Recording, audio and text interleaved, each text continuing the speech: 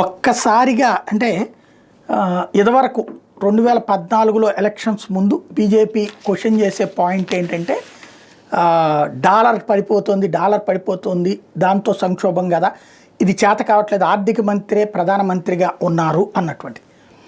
అప్పట్లో 2004 సంవత్సరంలో ప్రభుత్వం అప్పట్లో అధికారంలోకి వస్తే 2007 సంవత్సరానికి అంటే 2000 సంవత్సరంలో డాలర్తో రూపాయి విలువ ₹44.71 ఉంది.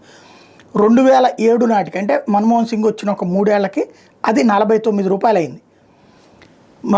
మన్మోహన్ సింగ్ దిగిపోయే నాటికి 2015 సంవత్సరం నాటికి ₹66.79 అయింది. అంటే ₹44.71 నుంచి ₹66.79, దాదాపు ₹22 పెరిగింది. పడిపోయింది మీ హయాంలో. ఇది మీ అసమర్థ పాలన కాదా అన్నది భారతీయ జనతా పార్టీ నాడు విమర్శించేది.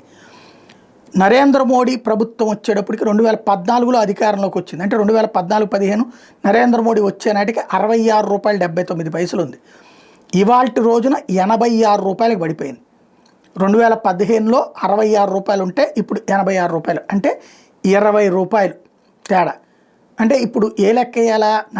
మన్మోహన్ సింగ్ లెక్కను చూస్తేనేమో 44 నుంచి 66 అంటే ₹22 పడిపోయింది, ₹22 పడిపోయింది దానికి. ఇప్పుడు ₹20 పడింది. అంతకంటే తక్కువ పడిందని సంతోషించాలా? కానీ ₹86కి డాలర్ విలువ పడిపోవడం అన్నటువంటిది బాధపడాలనేది అర్థం కాని పరిస్థితి.